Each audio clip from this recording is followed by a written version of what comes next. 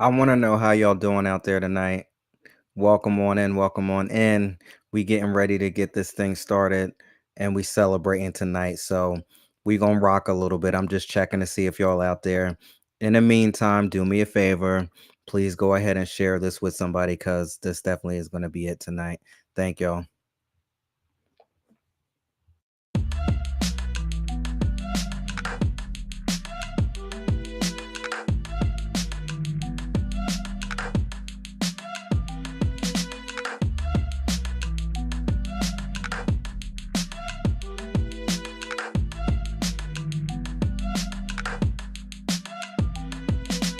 What's going on, SOS? How you doing out there? Birdman, what's going on?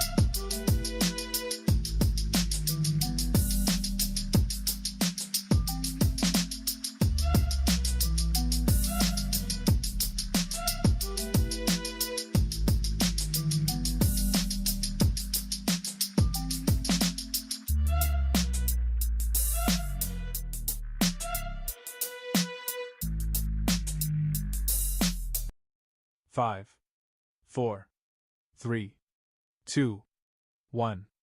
You're now tuned into the 411 podcast and reading Between the Wines, powered by the Black Diamond Consultations Network. More than a podcast, this is a sanctuary for self-discovery, healing, and personal growth. Here, we explore what it means to live debt-free, not just financially, but spiritually, mentally, physically, and emotionally. Every episode is part of a journey across our weekly mentorship series: Spiritual Sundays, Mental Mondays, Transformational Tuesdays, Wind Down Wednesdays, Coaching Sessions Thursdays, and Financial Fridays. Each day holds space for wisdom, clarity, and real conversation. So grab your journal, pour your glass, and prepare to go beyond the surface. Because here, we don't just talk, we transform. And now, here's your guide through it all: entrepreneur, mentor, and founder of Black Diamond Consultations, Laren Gaines. Welcome, welcome, welcome on in. Welcome to Reading Between the Wines. I just want to let y'all know that in the beginning, I was trying to let that music play a little bit. I was trying to make it play a little bit. Every now and then, I get a good track that I'm into, and I was trying to make it play a little bit. So it's here. I have been hosting the 4-1 podcast, Reading Between the Wines, for 5 years. Today is the official day. I did a little, I want to say, pre-testing or beta stage prior, but I definitely made it official on this day here. So tested it in about April privately. May went through a traumatic situation 2020, and then by August 27th of 2020, I was here saying welcome to the 4-1 podcast. And yeah, 5 years.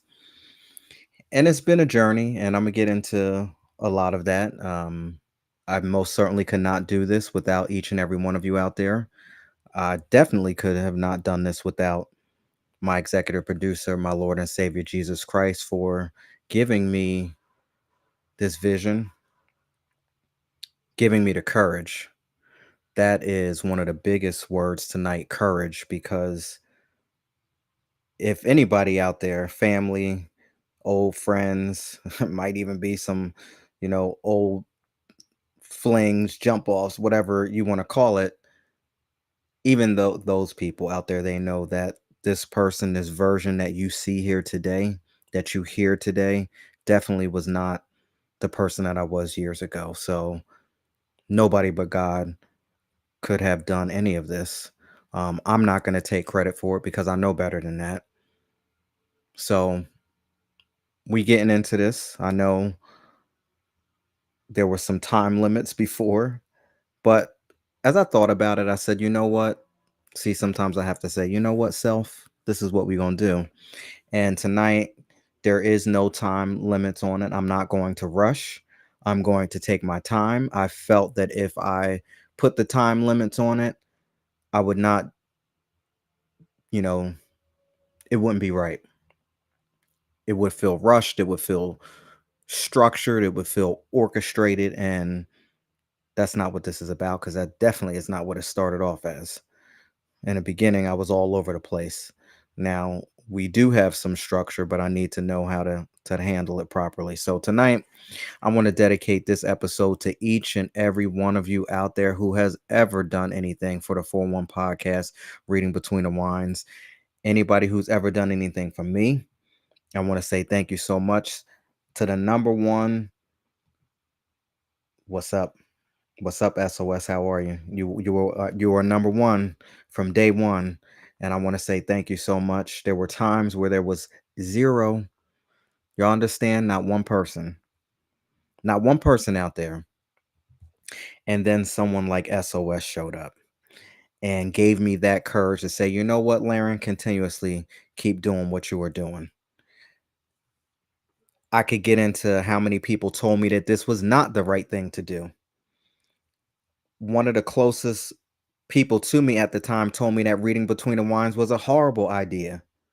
But deep down inside, God gave me something, and I had to learn along this journey that sometimes I need to just keep the things that are close to me, the things that are personal to me, keep them inside and just share it with the Most High because He gave it for me to see, not for everybody else. So, and that goes for each and every one of you out there. If there is anything that is near and dear that you feel passionate about, I would err on the side of caution when it comes to sharing it with just any old body.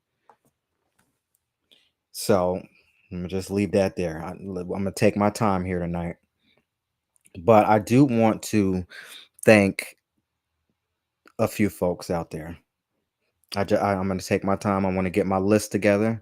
I want to make sure that I got this right with the people out there that I want to thank. I'm gonna just right off the top, if I get my technology working right.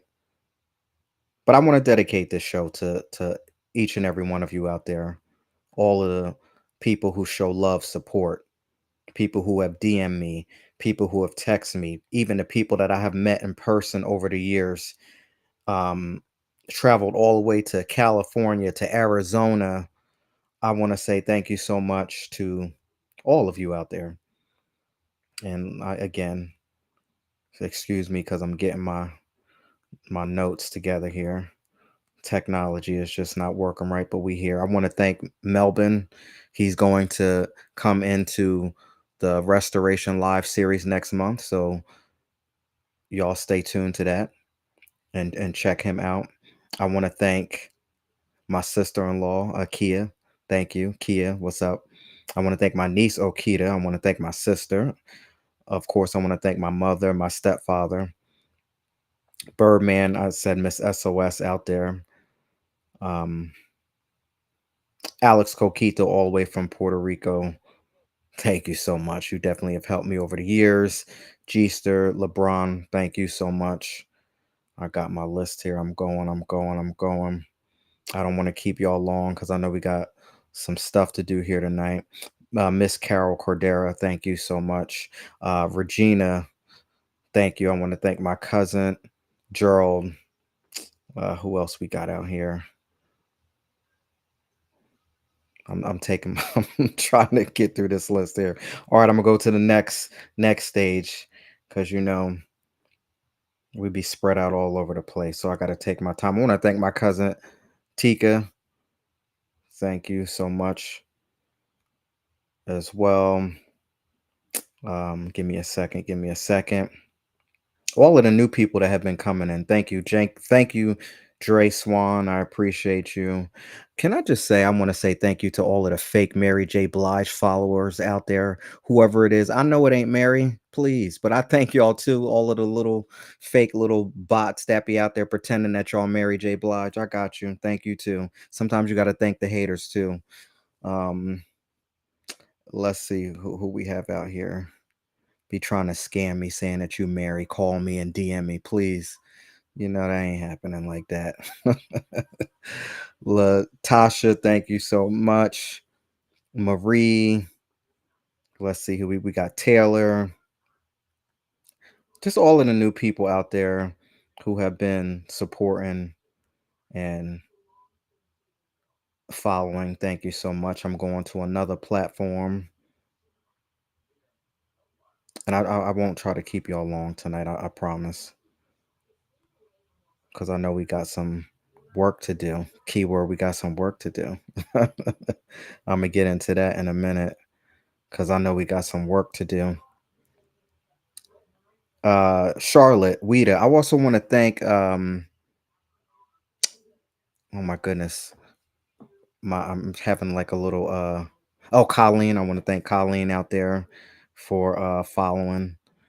John Weber. Let's see who else we have. And I'm gonna get off of this because I'm just scrolling. I also want to thank. I saw D Live, someone out there on D Live. Thank you so much. I appreciate that.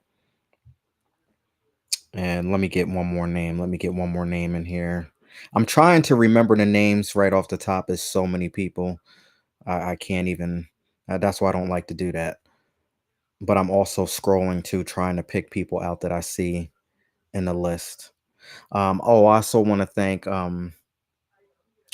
my European family. How could I forget Miss Sophie Davis? What's going on, Sophie Davis? I know you listen on the replays and everything. Thank you so much for your wonderful words of encouragement. And yeah, amazing.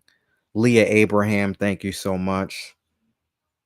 So many people. That's why I don't like doing this. I want to thank Misam from Iran, Third Eye Sam. All right, we getting off of it. All right. Welcome on in to Reading Between the Wines. I appreciate y'all. Yes, there is some fake. I don't even know. I don't know what it is. Some fake bots, especially on Facebook. They be thinking that they're Mary J. Blige saying, DM me. I got something for you, or thank you for supporting me. Get out of here. I don't appreciate that. And then I've also had some Mary J. Blige fans, some real ones, that be like, can you get in touch with Mary for me? And the answer is no. Because if I can get in touch with Mary like that, trust and believe that yeah, I'm be contacting Mary for myself. So all right, welcome into Reading Between the Wines, episode 47, Unmasking the Excuses. We're gonna do some of that tonight. We're gonna unmask some of these excuses and stop making excuses. I know full well when it comes to me and my journey and what I need to do here and why I'm here tonight. I definitely. Oh, what's up, Anaya? Thank you so much, Anaya. I see you out there. Um, I had to unmask and stop making excuses for myself because the hardest thing that I have dealt with. Forget about the enemies. Forget about the fake friends. Forget about all of those fake people that claim that they love you when you know full well that they don't. The hardest person that, when it comes to going up against somebody toe to toe, is that man in the mirror. That man in the mirror, huh, ain't no joke. Trust and believe. So let me get into the recap of the last episode before we dive into this. We helped out Miss Latasha from Baltimore, Maryland, and this was like a part two when it comes to people who have written in, who have expressed that they have an issue when it comes to drinking. Now, I took almost a year off from doing this. Prior to taking a year off, I think I drank enough wine to the point that I was absolutely sick of it at that moment. It became, it no longer became fun. It wasn't an experience. It became a, I guess, task. And the 4-1 podcast, Reading Between the Wines, at that moment was not, I wasn't running it, it was running me. And I knew that I had to back up, not only from a spiritual, definitely from a mental, but one of the main reasons that I'm still here is because I backed up, because I knew that I needed to get things in order financially. And I did not want to make a fool of myself out here podcasting, thinking that I was doing something big when in reality I was basically living a lie. And I didn't want to continue down that process. flexing for the gram, all of the stuff that we speak about, all of these people that write in, there is a little bit of me in some of these messages that come through at night. And I saw the train coming, and I was like, I need to get out of the way because I'm going to look like a fool. As more and more and more as this platform continues to grow big, and more people that follow me. And if I don't have this message clear, it ain't gonna work. So around 2022, I needed to get this thing in order. And I stepped away for a bit, and I needed to conduct this thing from a professional standpoint. I needed to get myself in order spiritually, definitely, because I don't didn't want to neglect that part. Mentally, I was already working on my physical, but the financial aspect was lacking. So I had to put that in the forefront. A lot of people have written in about this drinking issue, and I fought back and forth with myself even when I came back in 2023. Like, do we even really want to continue to do the Ring Between the Wine show? Because what message are we giving? So I had to take it to God. And honestly, I'm gonna keep it real. Like, as people continue to write in and I read this stuff and I take this in, this is not easy because I know that I have people close to me that may be suffering.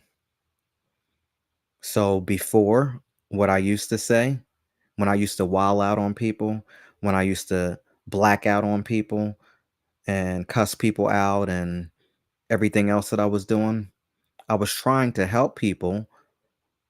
My message was always clear, but my delivery was horrible. Back in the day, my message was always clear, crystal clear, but the way I gave it to you was horrible. So, as I bring you now the new improves, reading between the wines, wind down Wednesday, I'm making sure that my message is clear, as it always has been, but my message is going to be impeccable. I'm not going to come out here and sugarcoat it. I'm not going to let anybody believe and trick anybody to thinking that drinking and popping bottles and doing this and doing that is the way of life, because that's just not the way it is. You can have a little bit of everything that you want in life. You just can't get too crazy over any one thing. And I've said this before. It's not always about the alcohol. It could be that relationship. It could be that job. It could be that money. It could be that car. It could be that house. It could be whatever it is. Please, he is a jealous God. And do not make any of these things and don't worship any of these things, because there should be no other God except for him. So I don't mean to take it there, but Miss Latasha again spoke about her drinking every Wednesday. She did the wind down Wednesday, but dropping at least $150, hanging out with her friends, going to the local wine bars. Basically, it's about rent money. That rent money is due because that's basically what she's laying it out on the line when she's out here doing things just to get along with friends at work and stuff like that. And we already know what that is, people pleasing. This is somebody who does not know who they are. So not only are they drained spiritually, they're drained financially. And at the end of the day, when she goes back home and she has to deal and face with reality, she's going through a mental trip. And then, of course, when you do this time over time over time, your physical may begin to suffer as well. So if you'd like to find out how we helped out Miss Latasha, we gave our opinion, not advice, opinion. Check that out. Check out the replay on YouTube. You can also listen where most podcasts are broadcasted. We're on iHeartRadio. We're on Deezer. We're on Spotify. Most major podcasts, listen to that, podcast platforms. You may go ahead and check that out. Thank y'all again for supporting. So, welcome on in. Welcome on in. Let's get on into the song of the day. Work to Do, the Isley Brothers. Released in 1972 off of their album Brother, Brother, Brother. And I must say that I was not even born at this moment, but I love when I can connect with music that has been here before I have. And this is definitely one of them. And I love this song, Work to Do. I remember when it always came on, I would just sing this song as a little kid, as I had work to do at the moment. But today I know that I have work to do. I have a job to do, and this journey isn't over. I'm still rocking on, and I'm not giving this thing up until God takes me up off of it. And that is because I have a job to do. I have work to do. I know my purpose, and I surrender to the Most High. This hasn't been easy, and any of the pain that I've endured over these years, and I'm talking about since 2020, specifically up until now, any of the pain that I have endured over these years, especially most recently, including the pain that I have endured in 2025, you know what I'm talking about. I realize that this has been self inflicting. I know that I am set apart from the rest, and I am not of this world, although I am in this world due to my current circumstances, due to some of the things that I have done in the past. Right now, I have to be in this world, and I get it. And I realize that I need to act accordingly. See, a lot of my suffering and a lot of the pain that I have experienced most recently, I'm keeping it real with y'all, most recently, is due to me not acting accordingly, due to me thinking that I can show up as I used to before 2020, as I can accept people as I used to prior to 2020. You know, I got my spiritual together. I got my mental together. I got my financial together. And I must say that I got my physical together too. Not all 100%. I'm not trying to act like I'm that because I know I'm not. But because I know a little bit more today than I did yesterday, sometimes I get a little tripped up and I got to be careful because I can't show up today as if I was yesterday. I now know when it's time to leave the party, and I want to say thank you, God, for giving me that. I know that I can't hang out. I can't get drunk. I can't get high. I can't do all of the other nonsense that I used to back in the day. Although the fleshly side of me, that's the part that I have to fight every single day. A new man means a new plan. And let me tell you, Lord, I've learned to listen. I've learned to listen because at the end of the day, when I start to calculate and start to think at this age, you've never done me wrong. And when they said, yeah, Laren, that's corny. What are you doing? Why do you look like that? You did what? Are you serious? I just want to say thank you all. Everyone out there who has loved me. And even like I said before, even those who hated me, those who kicked my back in along the way. I want to say thank you. It was all part of God's plan because I was so upset with you over the things that you did to me. But if you did not do what you did, I would not be right here speaking on this platform here today. So I want to say thank you. And I want to publicly apologize to anybody out there who I've spoken ill will about during my earlier years when I first started in 2020, because I know I was a mess back then. I thought I was doing something, but at the end of the day, I probably wasn't doing anything. Sometimes it's even hard for me to even, go back and watch some of those replays. And I'm in a process of getting that together today. I was suffering during that time. I was suffering spiritually, mentally, physically, emotionally, and financially. Yes, I can say that your boy, yep, the one who, you know, y'all see me, y'all know me. Him, that one that thought he was all of that. I was a mess deep underneath. But some of y'all still rock with me. Some of y'all left. I get it. I get it. Everybody is not meant to stay and can't go on this journey. But I want to say thank you. Thank you for allowing me to come into your atmosphere. Thank you for allowing me to come into your realm for these past 5 years. I truly appreciate all of the love and support that has guided me along this journey. Nobody saw the times when I didn't want to press play. Nobody saw the tears behind the microphone. Nobody saw the breakdown moments before I had to press play and go live. Sometimes I didn't even want to go live, but I committed to going to live. And when I said that I was going to do something, I'm a man of my word, and only God brought me through. Again, I appreciate all of the love and support that has guided me along this all these years along this journey. Thank you, from the DMs to the text messages to the phone calls to the emails to the in-person meet and greets. I was just a little shy young boy from good old Hamilton, New Jersey. And if anybody knew me back in the day, they knew that I was just as square as I could be. Growing up, I always wanted to be accepted. I always wanted to fit in, and I always wanted to be with the best of the best. But listen, like my girl Mary, I ain't saying that I'm the best, but I'm the best. I don't have to worry about trying to fit in with anybody today. If anything, I got to be worried about people trying to fit in with me.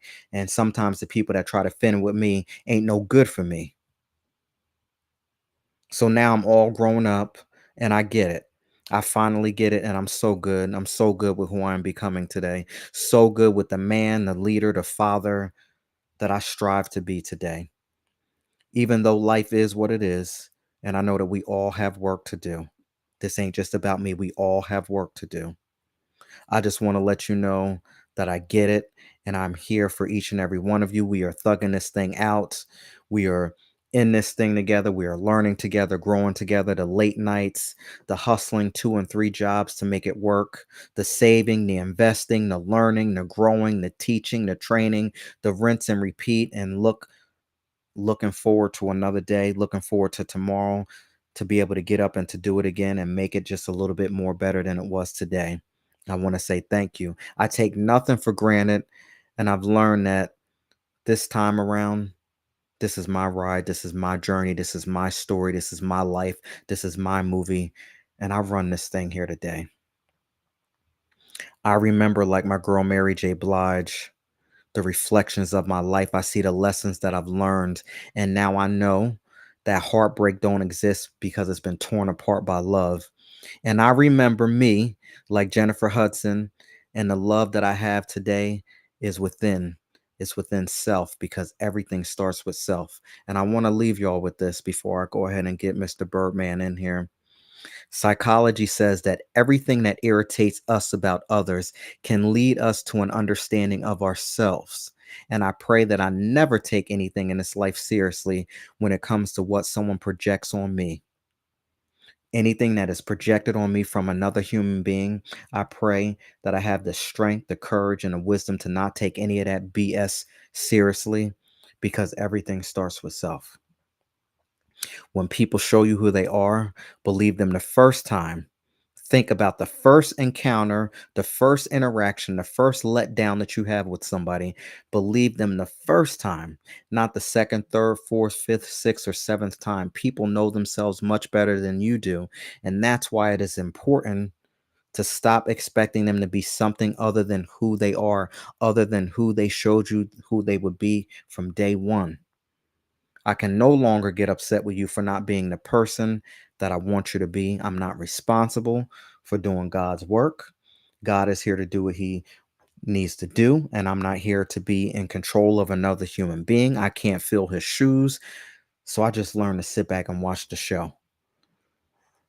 I love you enough today to be like, you know what? Thank you.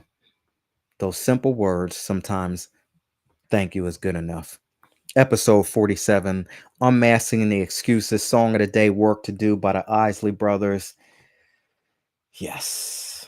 Thank you. Thank you. Thank you. Wow, look at that. Miss SOS says 1972, I was 11 years old, living in Los Angeles, California. I heard something interesting about Los Angeles, California that I'm actually going to bring up. And I'm going to breeze through this wine here real quick. I just want to let y'all know that I'm sampling some sparkling wine tonight for the occasion. I have Crane Lake. This is from California. And one thing that I've learned about the sparkling wine is that most of the grapes that they use for sparkling wine is Chardonnay and Colombard. And The average price for this bottle of wine is $12, and alcohol volume is 12%. Most sparkling wines are anywhere between 11 to 12, 11, 11.9, 12. So you can pretty much expect that whenever you pick up a bottle of sparkling wine. This appearance here, you're going to get your pale yellow straw color. That's just traditional when it comes to this. The aromas, we have bright apple, we have citrus notes such as lemon and lime. The taste, this is what taste testers are saying. It's dry and crisp on a palate. Flavors include melon, pear, apple, lemon, lime, and touches of vanilla and honey, supported by refreshing acidity and a fizzy finish. This pairs well with a variety of light and savory foods such as smoked salmon, stuffed mushrooms, brie, crab, lobster, shrimp, all of the things that I cannot eat, pasta, and more. And this is an ideal, you know, sip with they call these things an aperitif. So for those of you don't know Hebrew Israelites, they do not partake in any crab, lobster, shrimp, things of that nature. Just felt that I would put that out there. Not saying that I didn't indulge in that before, but when you know better, you do better. But for those of you out there, I get it. Star rating, we have about a 3. So this wine is rated a 3. And we're going to go through some of these community reviews. Great value, everyday sparkling, simple, clean, and inviting, perfect for casual enjoyment or larger gatherings. Wine enthusiast scored it at 85 points, which is pretty good, highlighting it crisp, acidity, a pleasant flavor of sour, vanilla, honey, lemon, and lime. Perfect pleasure for the price. Another review says a blind tasting reviewer rating found it pleasantly approachable, nothing but crisp apple, honeydew, melon, and a twist of lemon with nearly perfect acidity. To sum this up here, Crane Lake Brut Sparkling Wine delivers a light, dry, and refreshing experience that's exceptionally affordable. Remember, this bottle is about $12. Expect pale straw color, apple, and citrus aromas, a crisp, fruity palate with melon and pear notes, and a clean, sparkling finish. It's a fantastic choice for casual toast, brunches, or as a companion to a light seafood or creamy dish. While not overly complex, its charm lies in its simplicity, value, and broad appeal. I want to say thank you so much, everyone out there, for tuning in to another episode of Reading Between the Wines, Wine Down Wednesday. I am going to sample, I'm going to savor, and I'm also going to bring in my special guest author, Birdman 313. What's going on, Birdman? How are you? I'm all right, man. How you doing? I'm good. I'm good. I tried not to take so long. So Yeah. I tried. uh, I just want to say happy anniversary. I'm glad and thank God that I'm featured tonight on this anniversary. I want to say hello to SOS because she sent a message, and I just want to say, hey, I seen it, and hello, thank you. And other than that, man, everything going well. That's what's up. That's what's up. How's it out there in Texas? We're getting a lot of rain, thundering, heat. Mm. That's about it. Allergies up, man. The air is really bad out here. So Well, I'll tell you that first thing in the morning is cold. I got to put my jacket on, and then by the time afternoon gets, I'm like looking for my short sleeve shirt, and then right about now, it's time to put the jacket back on again. yeah, my That's what you're. yeah, my son up in Lansing. I was talking with him, and he was telling me yesterday that it was yesterday morning was 46. And I'm like, well, that's where you want to live. So hey, deal with it, man. Deal with it. Deal with it. But then he said it got hot, just like way you say, and because I lived there in Lansing, I know how it is. It's cold in the morning and it warms up, and then in the evening time it drops back down. So Mm, see, except for here, like it does the same thing, but when it drops here, it drops to like 84, 85, sometimes 81, mm. so that's not cold. Well, you know, I feel that summer is making its exit, and I don't like this time of year because I know what's happening. I felt it. Yeah. I felt it last week. I know what's happening. We get short.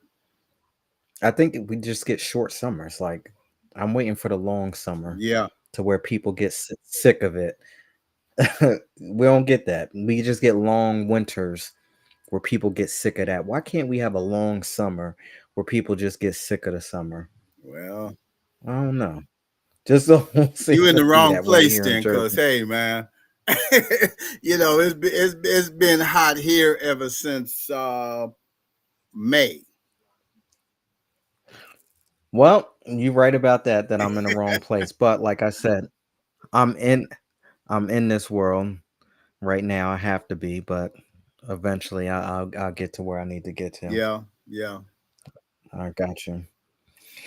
And Miss SOS, if you listening out there, are you coming in? You joining us for this assignment? I don't know if you're going to chime in, but I would love to get your perspective. I'd love to get both of y'all on this assignment tonight. So if you want to come on in, uh, come into the room and we'll let you in.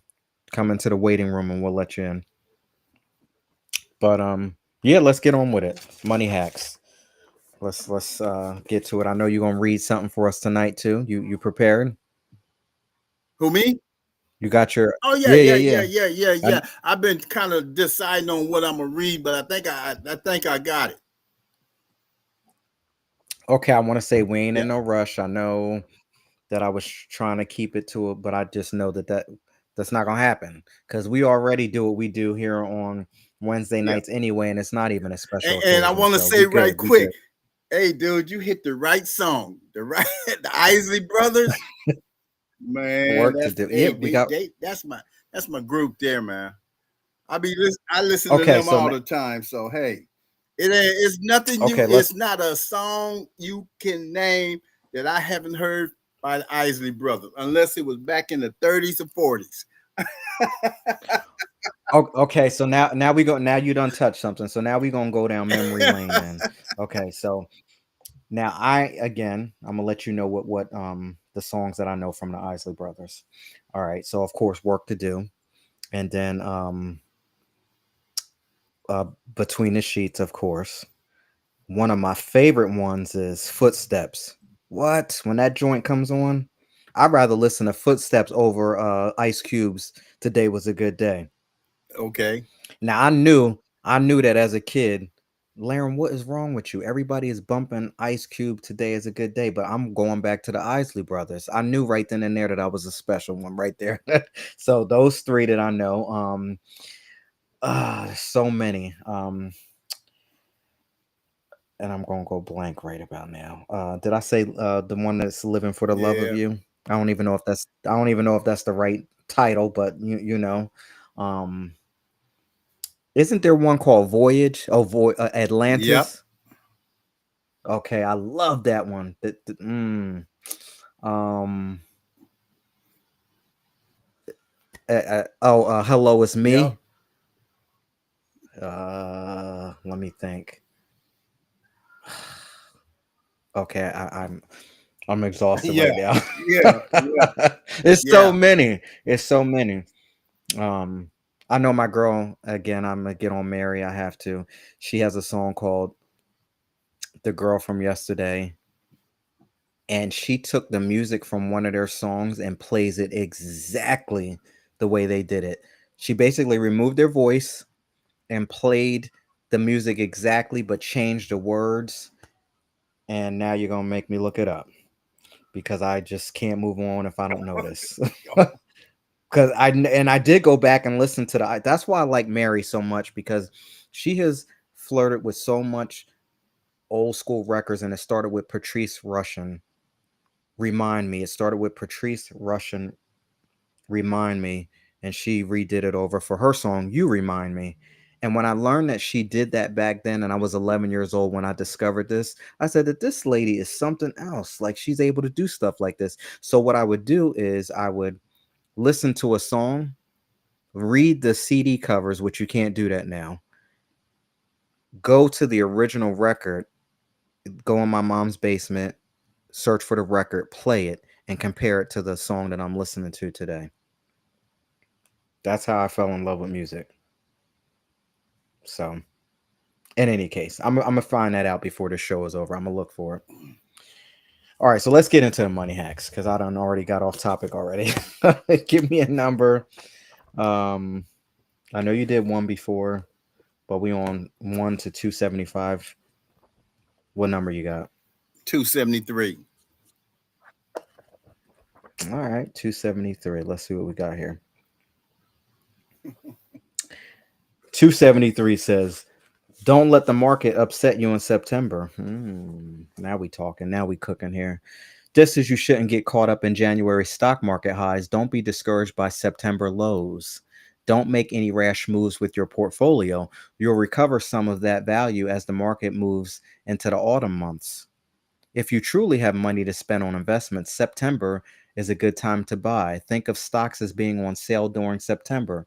Buy a few shares now, and you'll probably find that you can afford more than if you decided to buy on any other random day, such as March. Investors call this buying the dip. The extra buys may take time to start earning in your portfolio, but at least you'll have gotten a deal on them. If you decide to hold on to what you've already got, then that's okay too. So, hack number 273, don't let the market upset you in September. So, Birdman, do you invest? Yeah, just in my books. I got you. I got you. Have you ever thought it about investing in a stock market? It crossed my mind every once in a while. An honest question. Are you nervous about investing in a stock market? Yes, I am. I got you. And I used to be too. But one thing that I can tell you is once you learn the game, you can't unsee it. That's the only thing that I'm going to say. Once you learn it, you can't unsee it. Got you. And as my grandmother used to say, mm, mm, mm. Did you hear me, people? Mm, mm, mm. Because you can't unsee it. And sometimes it will piss you off. Because you be like, I've been on this earth all this time and I could have been doing what? Yeah. So, money hack of the day. Don't let September upset you. All right. All right. Let's get on into this here. SOS says she's going to come in. So, we're going to start to read, and it'll be good to take both your perspectives. That'll be great. Tonight's assignment. And this is anonymous, by the way. We don't know where this is coming from. We don't know where this individual lives. So, we'll just have to bear with it. Dear Laren, I've been working 2 jobs and I still can't seem to get ahead financially. When I look at my spending, I see things I could cut back on, but honestly, I don't want to. I love my nails, my hair, brunch with the girls, a little weekend shopping spree here and there. It feels like if I take those away, I won't have anything that makes me feel good about myself. My mom always drilled into me that a woman should look like money, even if she doesn't have any. And I've carried that into my adult life. But now the credit card bills are catching up with me, and I feel like I'm living a double life. Fab- Fabulous on the outside, drowning on the inside. I don't know how to stop without feeling like I'm giving up my identity. How do I even start breaking free from this cycle? Anonymous, a slave to the look. I'll go ahead and read that again from the top. I've been working 2 jobs and I still can't seem to get ahead financially. When I look at my spending, I see things I could cut back on. But honestly, I don't know what to do.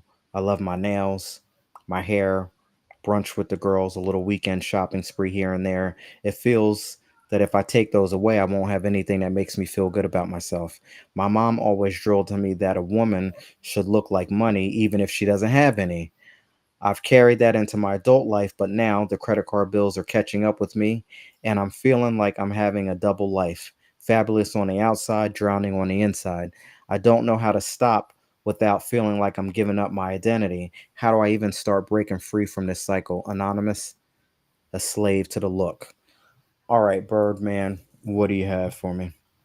Well, actually, she's telling you what she knows she can cut back on, but then she gonna say, "But honestly, I don't want to." So right there, let you know she don't really want help. That's how I look at it. You know, you work. She working Hmm. 2 jobs, and I can understand she wants to look nice. A lot of us do, but you know, come on, man. You know, sometimes you don't have to go to the nail shop every week. You don't have to go get your hair done every week. You don't have to go and hang out with your girlfriends every week, and then shopping sprees. Evidently, she's losing control shopping. I've always been told everything that you see you want, you shouldn't try to get it. And actually, all she doing is putting her own self in this hole without even thinking. And then she said her mom drilled in her about look like money. Oh no, I don't want to look like money because then looking like money, people is like vultures. They coming at you. And they coming Hmm. at you to see what they can get out of you. So it's like me. I just want to look normal. I mean, because this is how you get robbed.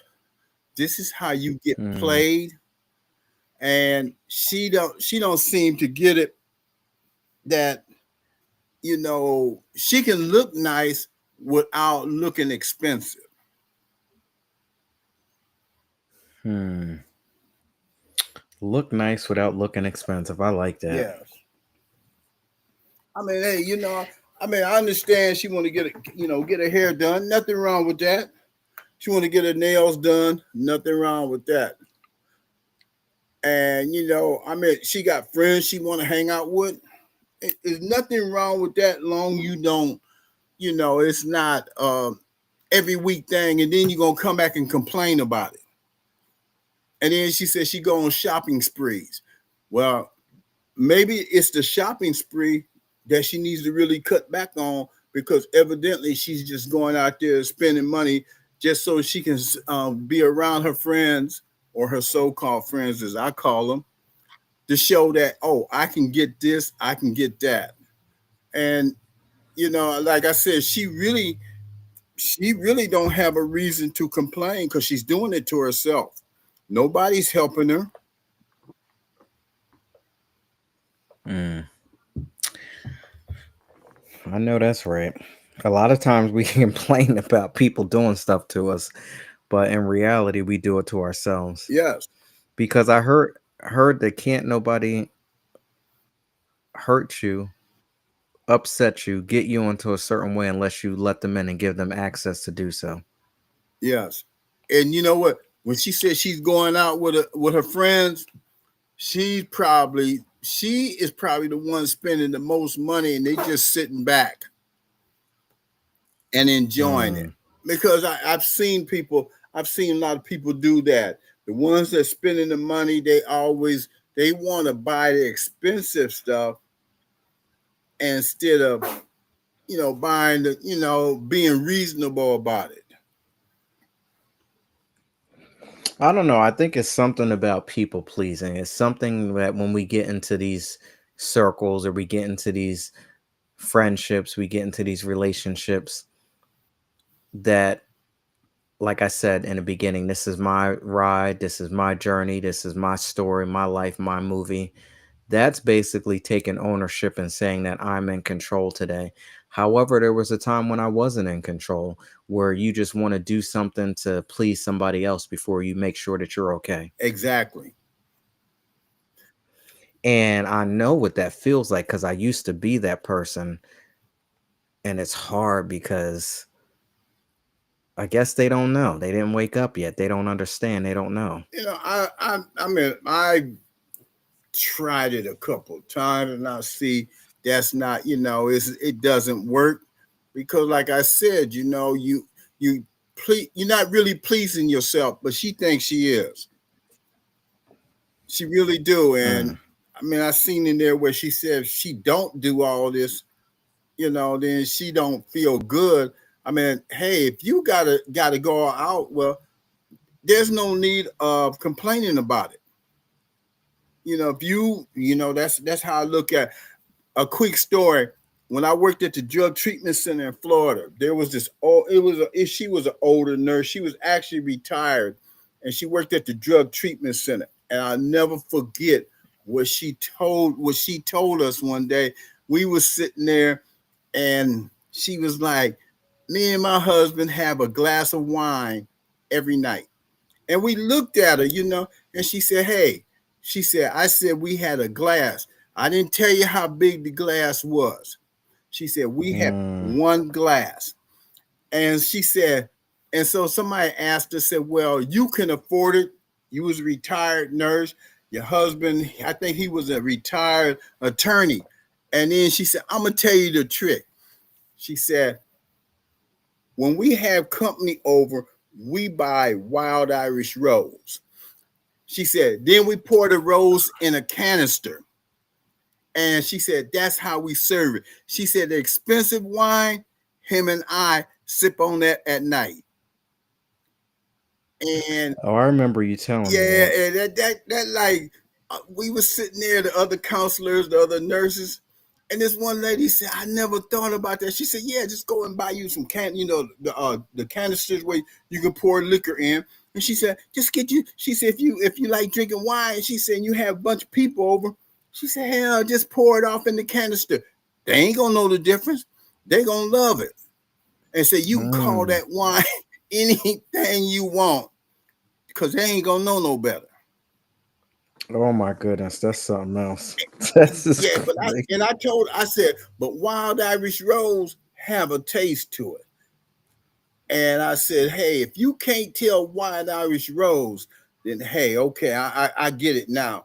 And she said, that's all they serve to anybody that come over is wild Irish rose. She said, but the good stuff that they buy, she said they buy a bottle of wine, it lasts them a while because they take a drink in the evening time just before they go to bed. Mm. And at the time, hey man, at the time she was like 79 or 80 years old. And I'm like, man, this old gal here, man. And then she said, and every once in a while, me and old man, we puff puff. I'm like, oh, this she had us laughing, man. I'm like, oh man. I said, she wild, man. Wow. All right, I'm gonna take this to the top. I'm gonna take it to the top. I'm gonna give you my opinion on it, Yes. and we have Miss SOS that joined, and then I'll see what she has to say about this. Um, let's see. Let's get her in here. Hey, SOS, how are you? Hey, I'm good. Can you hear me? Yes, you sound crystal clear. I Okay. hear you great.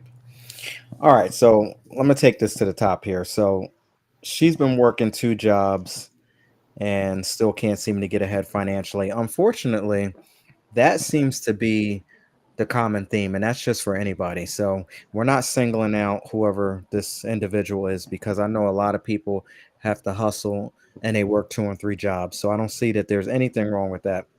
But she says when she looks at her spending, she can see that she needs to cut back on things. She likes to get the nails done, the hair, brunch with the girls, a little weekend shopping spree here and there. She says that if she take those away, then she won't feel good about herself. So this is a prime example of materialistic things where you feel that you might need something external to make you feel good internally. So probably need to work a little bit when it comes to the spiritual realm, I would say, and definitely the mental as well, how you think about things, how they make you feel. This part is something else. And this is where I'll ask for your insight, Miss SOS. She says that her mom always drilled into her that a woman should look like money, even if she doesn't have any. And now this woman has carried it into her adult life. And of course, the credit card bills are catching up with her. So, what's your take when it says that a woman should look like money? What does that mean? Well, I like that question. I don't, the way that I see it is her mom is saying, always look presentable. You know what I mean? Wear nice things and, um, I don't know, just make yourself presentable. Sometimes people use words like make yourself look like money or whatever. But I think what her mom was trying to convey to her is just to always, look proper or presentable when you go out. Don't look like a slob or, keep yourself together. That's Mm. what I think. Yeah. Now, do you think that she might have taken whatever her mom said to a whole nother level? Because if that's the case, that her mom was thinking on that level, just look presentable. Now she Hmm. may have gone to a whole nother level, and now it's all materialistic. Maybe she might need to have, the name brand, this and that. That might be. Um, in my mind, I want to think that maybe she did go, to the left field with that, but also there was a miscommunication.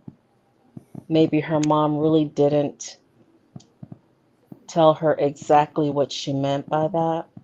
That's Mm, SOS. yeah. And so she had her own idea of what, if you're looking on television or if you're looking at your friends or if you're looking at people who are wealthy or have a lot of money, that's what she's looking at. But maybe that's not exactly what her mother meant. Mm, Because I'm going to give you an example today. It's funny that you should bring this up. I went to look at a house, not to buy, because, I'm trying to find somewhere to live. And I knew that the appointment was at 3:30, so I said, "Well, let me put something presentable on. I'm not going to go in some raggedy jeans and tennis shoes or whatever." I took my braids out of my hair so it's all fluffy and wavy and everything, and I put on a nice presentable shirt. I ironed it, and my jeans were new, so they were nice, and I had on a brand new pair of like black shoes or whatever. So I look appropriate. I look presentable going to look at this house. mm-hmm. So that's what my mother taught me. To You look know, presentable. yeah, she didn't say go out and buy a bag that was $500 because how many people know that the bag is $500? You know what I mean? Yeah, So I yeah, got you. and I look appropriate, but they didn't.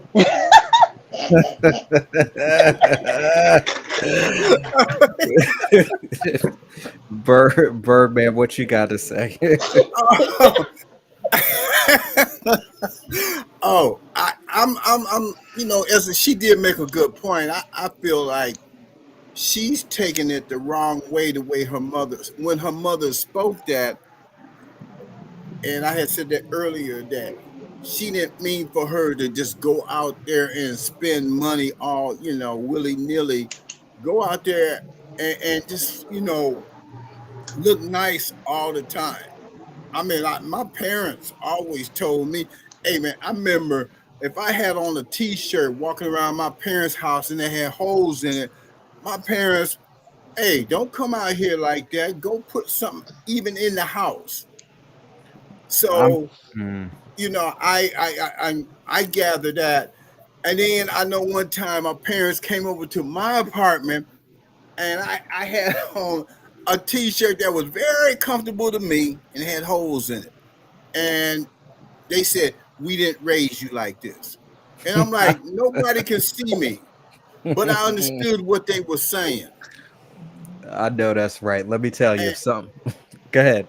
yeah, and I just think that, like I said, I same way. I just think that she took it the wrong Mhm. way. Her mother man always looked like a lady, Mhm. and she took it that she has to look like a lady more. I mean, dressed up, Mm-hmm. Mm-hmm. and that's not what her mother was trying to tell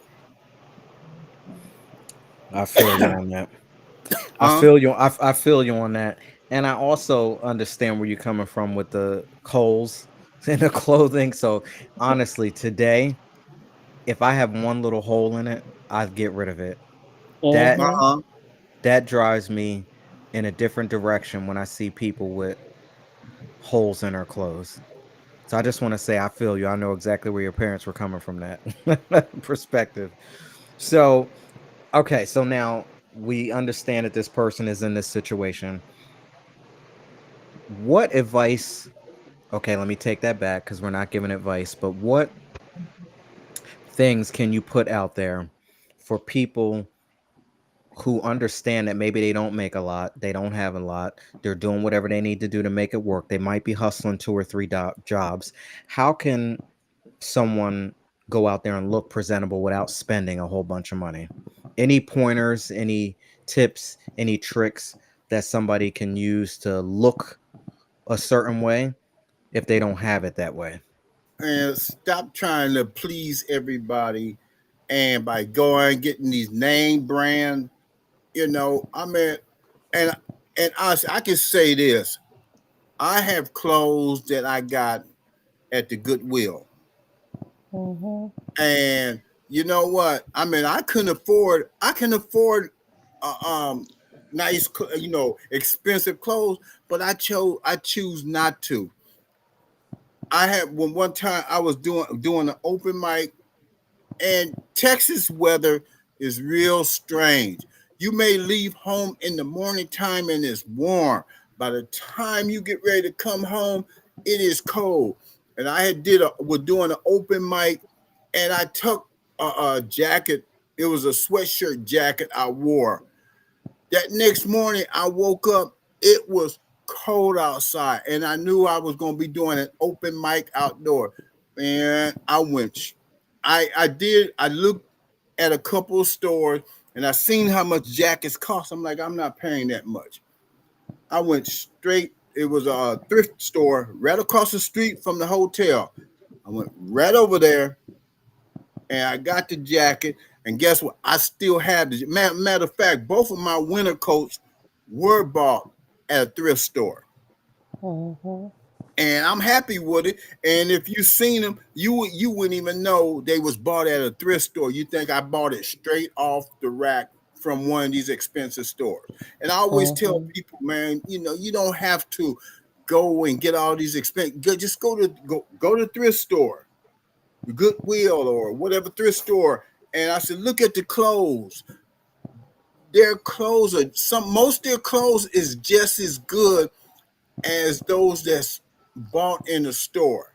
Because the one thing I say about thrift store, I know the ones down here, if they got holes in it, they won't put it on their rack. Well, let me tell you. Going to school, there was this teacher who was super fly. When I say super fly, she had everything that matched Mhm. from her shoes to her Mhm. jewelry, everything. This lady was fly and she dressed better than everybody in that building. And her secret was is that she got all of her clothes from the Goodwill store. That's E- right. exactly. I was like, wow, this lady, I mean, everything to the rings, to the jewelry, to the shoes, to the this, to the that. Mhm. She came in there everyday fly. And they said, yeah, she get all her stuff from the Goodwill. She was just letting them know how to do it. Right. Mhm. I tell my sons that. One of my sons moved when he moved to San Antonio, when he moved from here, and my other son said, "Oh, Dad, I know a Goodwill," and he said they're closed because it's I think it's on the military base, or the military people bring it there. We went out there and we got him dressed up to go look for a job. And you know what, man? I just told him, I said, hey, if you want to, when you get home, just watch them for your own, for your peace of mind. wash them yourself. And he was so glad to get them. And I said, dude, it's no shame in getting buying you something from the Goodwill. People, listen. You have to do whatever you got to do that works for you. And the minute that you focus on you and not worry about what somebody else thinks, that's when you know you made it. Exactly. And we've talked about this before, where you have like a lot of those stars out there in LA, Hollywood, they wear them clothes one time, and then guess what? Them, you know where the clothes end up at? In Goodwill. I was gonna say, and a lot of times those things are rented and Yes. borrowed and all of that extra stuff.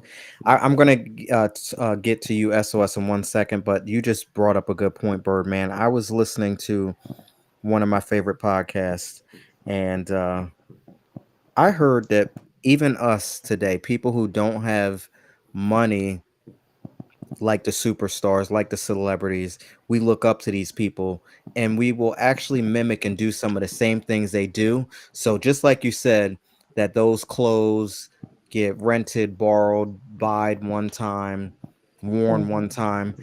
Everyday folk will get a pair of sneakers and wear them one time and then act like they can't wear them again because they don't want somebody to say something about them. Exactly. That is craziness. I just want to say that's crazy. You're going to buy some brand new Jordans, wear them one time, and then don't wear them again because you're afraid that one of your boys is going to look at you and say something because you wore the shoes 2 times in a row. Yeah. And you know what? Now that's where professional athletes come in at. They Mm. do that. A lot of them. You go and you look at the rappers. They show their closet of shoes, and you be like, "Come on, man." And this is why majority of us are in the situation that we're in today because of that. So sometimes you have to ask yourself, are the celebrities really helping us or are they hurting us? Are they helping the culture or are they hurting the culture? Hmm. And when I see somebody showing off their closet, I'm like, see, you know what? You know, half them shoes you wear them one time, and then you put them in the closet, and then you push them back, and then you go get another pair. That's throwing away money. That's just throwing away I money, man. I got you. I can see a person have, like for me, like I have four pairs of tennis shoes, and I have a couple pairs of boots and a couple dress shoes. That's all I need, man. I'm cool with that because you can only, what I always tell people. Like I always tell people, you can put one leg at a time in a pair of pants, and you can only put one foot in the shoe one time.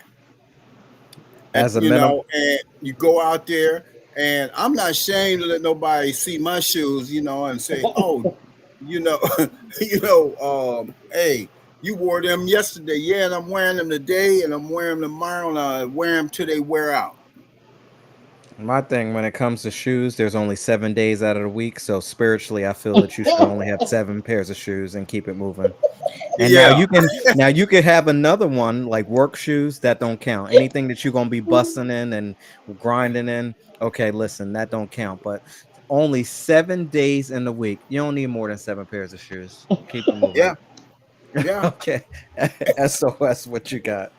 Anything, tips, tricks that people can use to look the part, like you said, look like a lady, look nice, but don't break the bank. I wanted to add consignment shops are like a little more upscale. If people have a thing about, I don't want to shop at the Goodwill at their shop. Consignment shops actually handpick certain things that they're going to resell to the public, and I've gotten some very nice things from consignment shops. Also, um, I'm not trying to offend anybody, but people, y'all need to start ironing your clothes, you know? Okay, SOS, I will tell you that I don't own an iron. Don't judge me. Don't judge me. Or you just throw it in the dryer, because sometimes your dryer does work. but sometimes you do need to touch things up with your iron. I may have posted a picture with a wrinkled shirt. I may have. Don't judge me. Hey, If it you know was what? wrinkled, I couldn't tell. Yeah, but my mom, because my mom worked in the cleaners for so long, and that's how she used to press our clothes. And she used to always say, when I got older, because she didn't work it, and then that mean I had to pay to get my clothes clean. She used to always just say, "Well, just wear the shirt long enough, the wrinkles will fall out." She said, "If That's the what I be wrinkles don't thinking. fall out, that means you need to put an iron on it." So, That's what so that's really what I'm saying. You know what I I got mean? you. Yeah, Right. So what you have, work with what you have. So if you have, a pair of pants and a shirt, whatever you have, make sure you Mhm, take care of it. That's another thing. If you take care of your clothes and put them up and do the right thing by them, you're gonna look decent. And I will mhm, say that a nice fresh pair of shoes will mhm, definitely go a long way. So maybe your pants and your mhm, shirt may not be everything that it is, but as long as your shoes look presentable, get yourself a nice pair of shoes, invest in yourself when it comes to the shoes, you're gonna be okay. And as a minimalist, I say accessories definitely do help you a lot. They go a long way. That's all I have and to and say. mhm, you know what else? People going out here, and I know that's like me. I do, yes, I do wear a necklace, but if they know how much I bought my necklace for, they would be like, "Oh wow, that necklace looked like it was way more than that." And I got it at a jewelry store, mhm, and it wasn't that expensive, I and okay. it wasn't no name brand jewelry. Well, this one here is, but their jewelry, I caught it while it was on sale, and I don't wear watches no more. Even though one of my sons, he done gave me two watches. I don't wear watches no more. Ever since I got hell, you got a clock on your phone. I left Exactly. watches alone years ago. I left watches alone every time I put one on and I looked down and it was gone because it broke. To get so upset. I used to get so upset. This is before the cell phones became popular. This is back when flip phones were there. I would get Yeah, a nice watch for my birthday or Christmas and be banging it up against something and then go look to see what time it is and a watch is gone. So about like the third or fourth time I said, guess what? I don't even want watches no more. I won't wear one today. I don't even want it. yes. And But as far as bracelet, my son bought me a bracelet. Dang, man, he bought that for me, at least 6, 7 years ago. I still have it, and I still wear it, and it's not going nowhere until it breaks.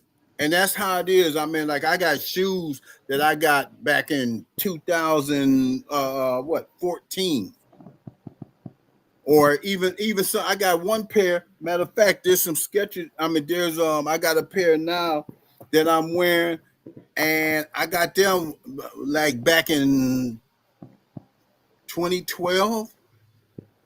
I just threw a pair away that had got back way back in 2008, and I mhm, just got rid of them because they would, they finally fell apart. mhm, But I don't. The thing about it too is I found out I don't wear the same shoes every day. If I can, exactly. I'll wear it. I may wear it 2 or 3 times, and then I'll switch up and throw on a different pair. Hmm. And that's how you preserve, yeah. Or if you want to mhm, go to the route where you wear what you wear every single day, if you spend a decent amount of money on it, it's going to last. And then when it's done, it's done. And then mhm, you can purchase because you've been mhm, saving over a period of time that you can afford the next pair. But when you splurge and you go extra and over and beyond, you don't have anything in a reserve to be able to help you in the future. But I want to share this story before we move on. Couple years ago, 2 years ago, I was on a getting ready to podcast, and there was a famous. We're all famous in our own way, so that just came out that way. It wasn't a mhm, super famous person, but it's a mhm, influencer, and we were mhm, talking right before the show, and we're talking about these expensive bags that all of the ladies have, like the Dooney and Burke and the, you know, Mhm. all of those bags. And she was telling me where she got her bag from, and Mhm. she got it from a secondhand store. Mhm. And then I said, "Wait a minute." I said, "They don't know that you got the bag from a secondhand store."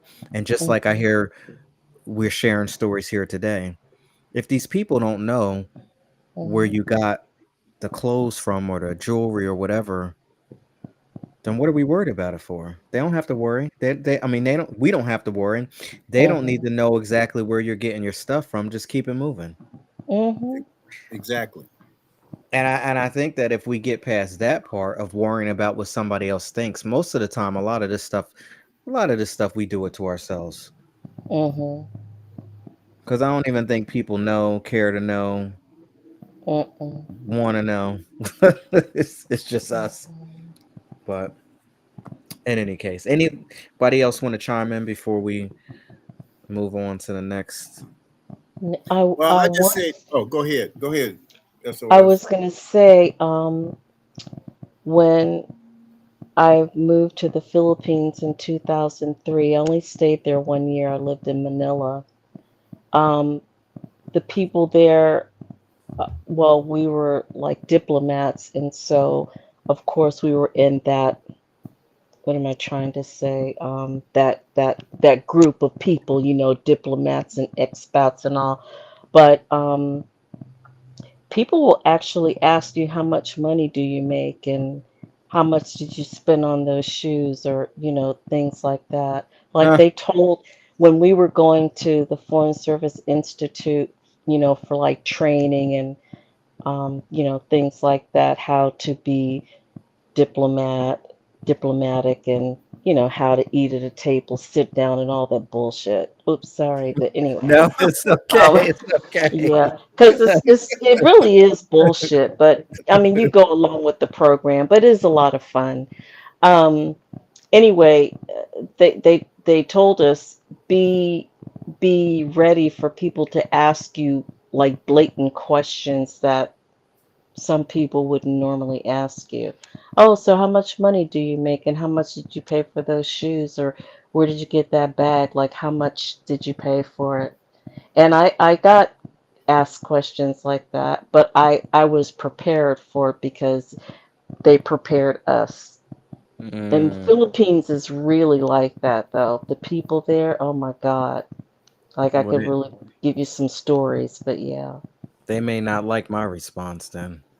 Well, I, I I know people right here in the States will ask you the same thing, how much you make.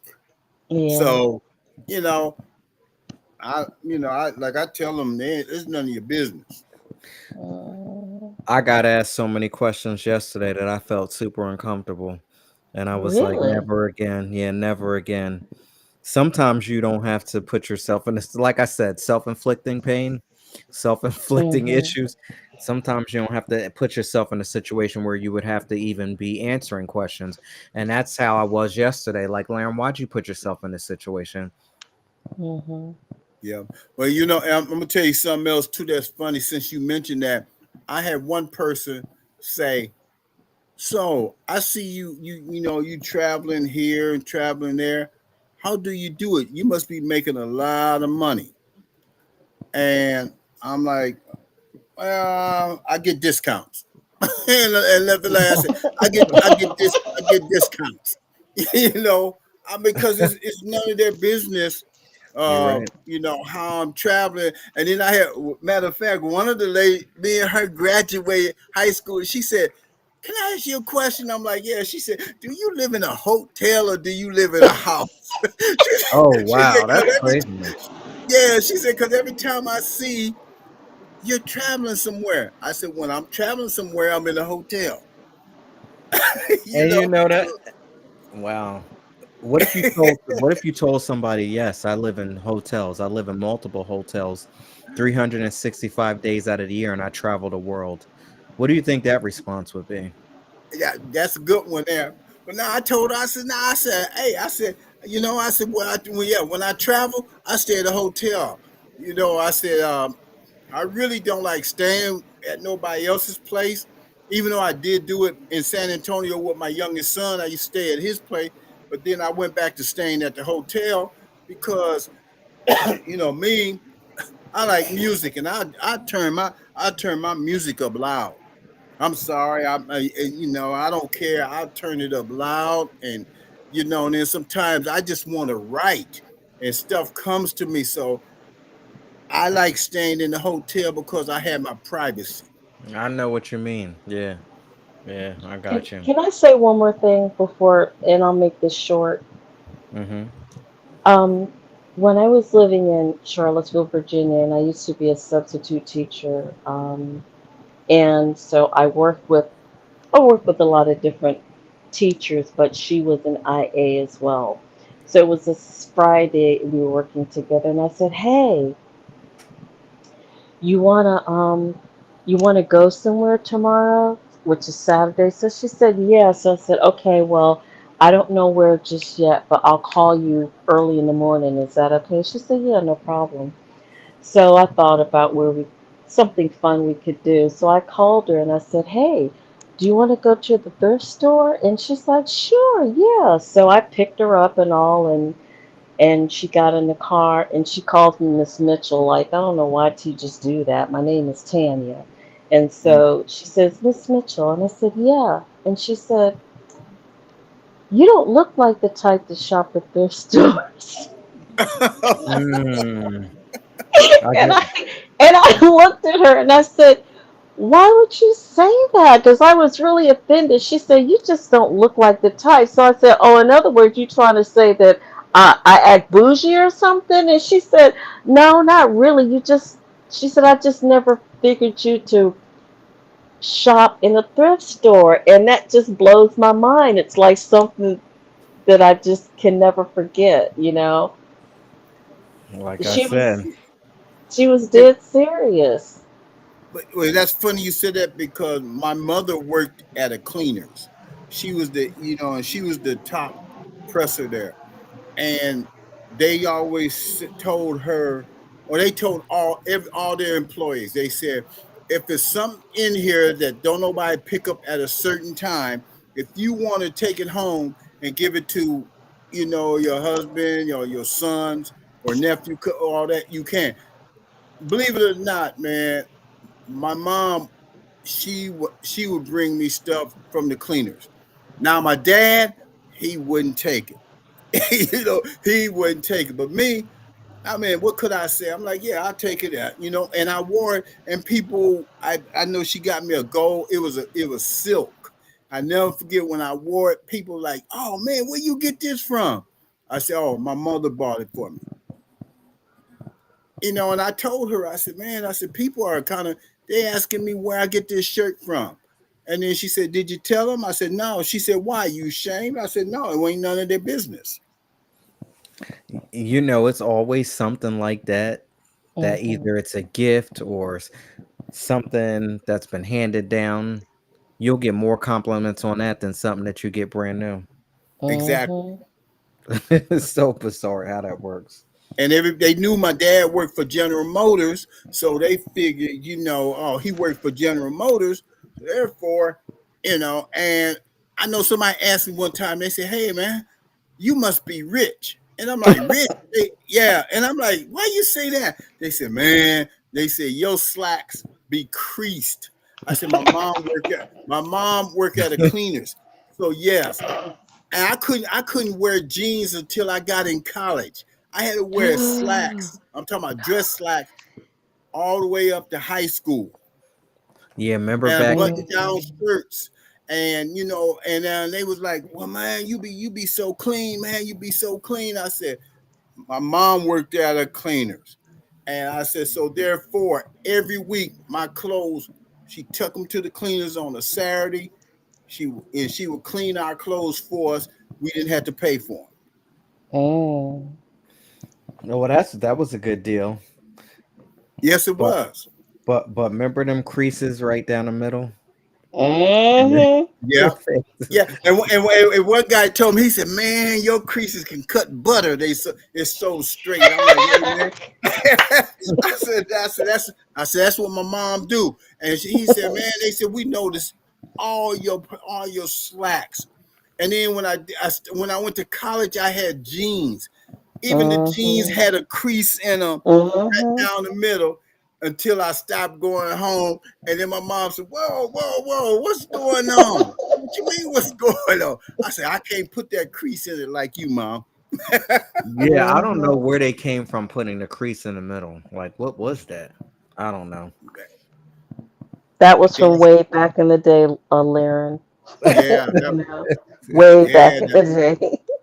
yes, yes, yes. My dad, Mm, his slacks had that crease, but he was in the military. So in the military, that's what they have. So he was in the Mm-hmm. military. So then my mom, that's where they met at. She worked on the military base. So therefore, she learned how to put the crease right down the middle. mm. Mm-hmm. Wow. Well, I'm glad that I don't have to wear that mess anymore. I'll tell you I that. know it. I know it, man. I I know used to it. wear some ugly clothes when I was younger. Ugly Mm-hmm. clothes. Mm. They was ugly to you. And them creases just brought back memories. Absolutely not. No. All right. So thank you all so much for your insight. Anybody out there listening, please feel free to chime in on tonight's assignment. You can also chime in on tonight's burning question, which is, what does it really mean to look like money? Is it confidence, financial stability, or physical appearance? I would say that it's a combination of all three. Just make Mm-hmm. sure that you don't get too crazy over one, because you Mm-hmm. can get caught up in the physical too much, and then next thing you know, you spending all types of money, and vice Mm-hmm. versa. You can be a little bit too confident, and then now the next thing you know, somebody's walking around calling you conceited and stuck up and bougie and everything else. So, Mm-hmm. Mm-hmm. so that's tonight's burning question, the assignment that Miss SOS and Birdman helped me out with. I appreciate that. If you want to chime in, please feel free to text 609-200-1098. You may also respond on any of my social media platforms. I'm on Facebook, Instagram, X, YouTube, TikTok, D Live, Twitch, and Daily Motion. Now, now's the moment where Mr. Birdman 313 is going to read us one of his poems, and he'll reintroduce himself as he gets himself situated. And yeah, I'm getting ready to get my glass and sit back, and I've been waiting for this. Okay, man. I was kind of like, I told you Sunday what I was gonna read, but then I kind of changed it. And then I thought about reading this one here. I don't even know if it's even in my book. If it's not in my books, I'm gonna have to put it in there. And it's, since you like music, Mm-hmm. I decided to read this one. It's titled "Music in the Ghetto." It's not long; it's short. I read a lot of short pieces, and I got this because, like I said, I've been going out on the East Coast. I mean, not East, West Coast a lot, and hanging Mm-hmm. out with a lot of musicians and listening to a lot of different music. So that's why I wrote this one. Music in the Ghetto. These empty buildings and hallways can hear the words that do not sound like a song. To the outside world, the lyrics seem distasteful and degrading, but to the ghetto world, it tells the real story of what life is like living in neighborhoods that so many turn away from and afraid to enter. These priceless minds protect their words as they tell their stories of living in the ghetto. Beats flow as fast as words are spoken in rhythm and rhymes. The outside world fails to understand the stories being told. Drunken men find shade under an oak tree as they bob their heads to the beat. Drug users strut up and down the streets along with street workers as they feel free of pain while grooving to the words. The echoes of poverty ring outside of homes and empty buildings. You can smell the stench and life of ghetto living in the air. The music beats and blasts out loud words of how life is in the ghetto neighborhoods. Most songs are banned from commercial radio and regulated to underground tunes. Ghetto music is about real life that is not easy to live and hard to survive. Most people who live in the ghetto only have their music for comfort as they try to live in this type of environment. Thank you. Mm. Very nice. I like that. I will tell you, you got me. You got me with one line. And it took me there because I'm like, oh, now I want to go there, but then I don't because I remember. Mm-hmm. I remember. Okay, so the line when you said the stench in the air, Yeah, Mm. you had to take it there, right? right. Mm-hmm. I thought about it like, when you in the ghetto, you in the hood, but sometimes some of those smells and those environments are not a great place to be at. Mm-hmm. Well, when I wrote this piece, like I said, um, we had been to on tours, a couple of tours, L.A. and San Francisco, and then in San Francisco we went through actually where all the rock and rollers, like Jimi Mm. Hendrix and all them, and the air wasn't the best. Let Oh, me tell you. okay. Oh, you talking about that air? Okay, because I'm thinking about pissy hallways in the ghetto. Hey, That that's what I'm. No, okay. no, no, no. Hold up. Oh, That's okay. what I'm talking Okay. about. I'm talking about Mhm. when I say stench, you Hmm. may Mhm. have Mhm. weed smell, you Okay. may have Mhm. urine smell, you may have Mhm. cigar smell. It's the different stenches that's floating in Mhm. the air. That's what it's all about. You Mhm. yourself can, when I say that word, you yourself can say, okay, this is what he means. Yeah. Or Yeah. to you, this is what it means to you. Like that's what it Mhm. meant to you, like in the hallways, yes. Yeah. Yeah. But other Yeah. people, they can say, well, that's the ghetto. So is he really talking about weed?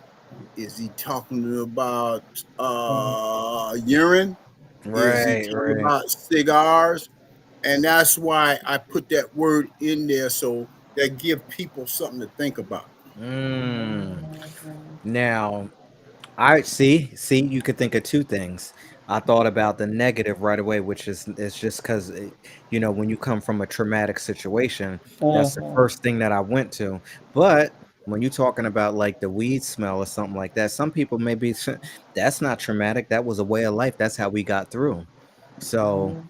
I get that part, but the title of it, "Music in the Mhm. Ghetto," that Yeah. music is what helped us get out of those situations, helped us get to another day, look Mm. forward to another day. Mm. So that's how powerful that Mm. music is because even though you might have to pass through those pissy hallways, past the drug dealers to get to wherever you gotta get Mm. to, maybe you did smell the stench in the air and you didn't smoke or you didn't partake, but whatever you had in your ear, once you got over, to the other side, crossed Mhm. that door or wherever, you came into, where you needed to be. So at least that's my take from it. Yeah, and everybody, like I said, it gives everybody a chance of whatever they think it could be. Yeah, yeah, Mhm. that's the beauty in poetry, right? Yeah. Yes. Yeah. There's no And one. and then like we went to we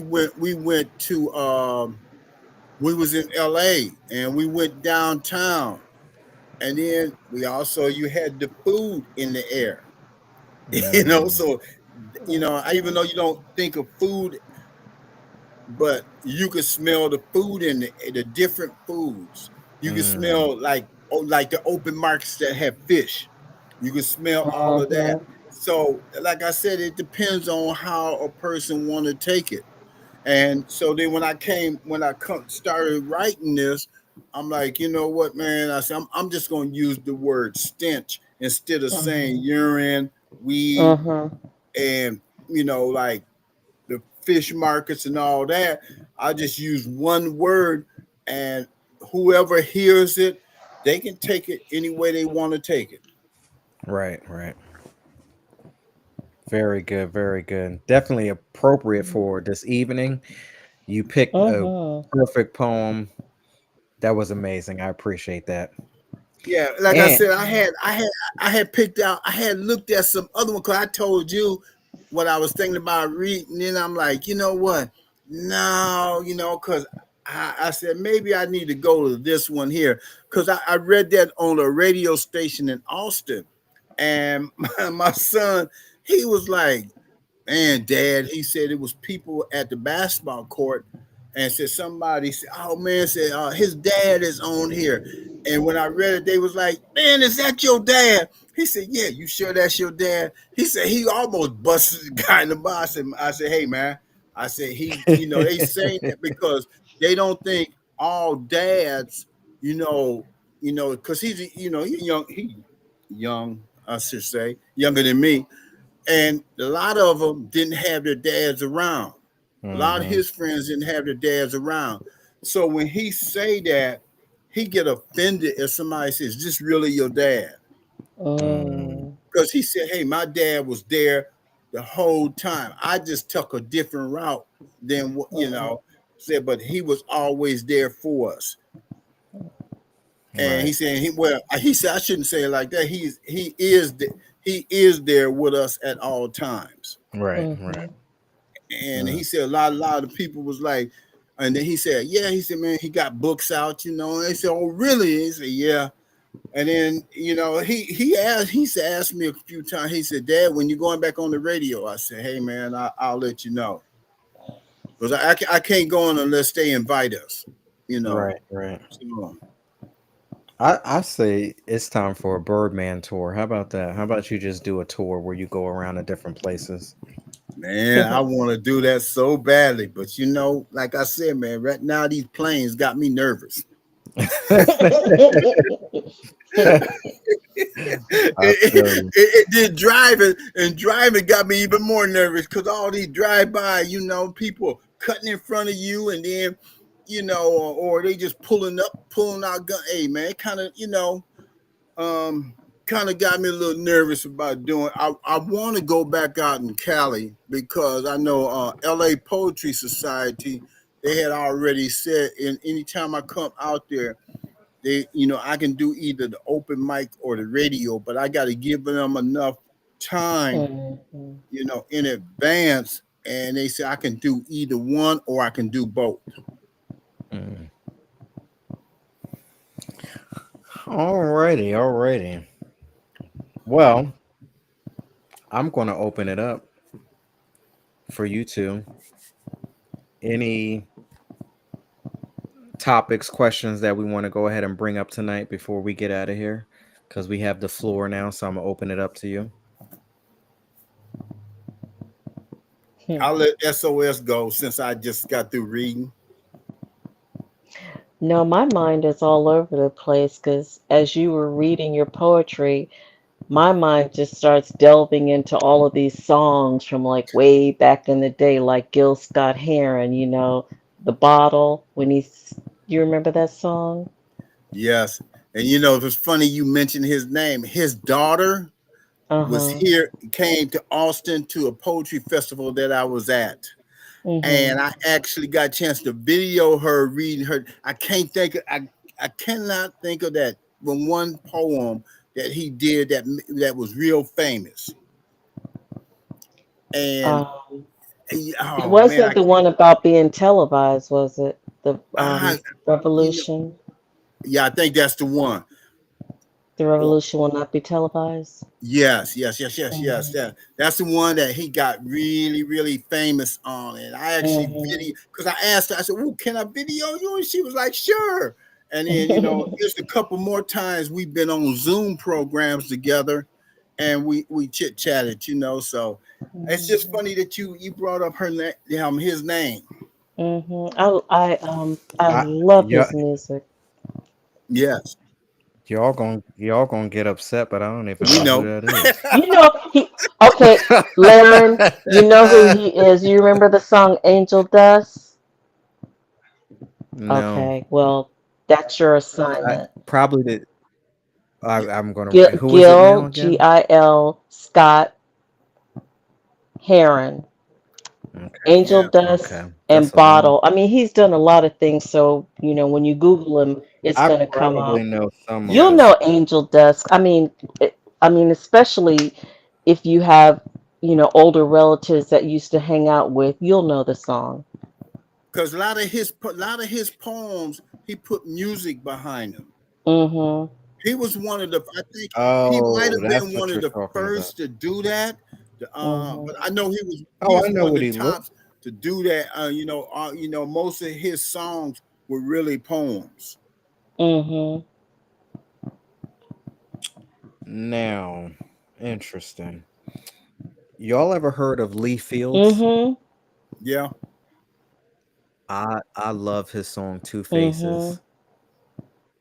I just be listening to that like I lost my mind. And I forget his name sometimes, but I know the record. Mhm.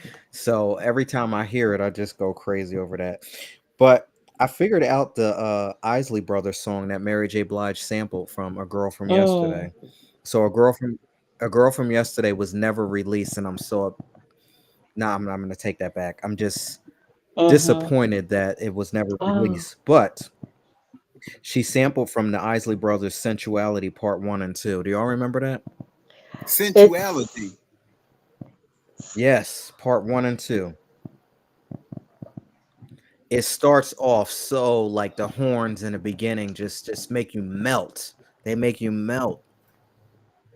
Y'all got to I look it tell you up. what. I tell Look you up what. I look up the one, and I can't think of the name, but I know the song with Jimi Hendrix on it. Because Jimi Hendrix was with the Isley Brothers for a little bit.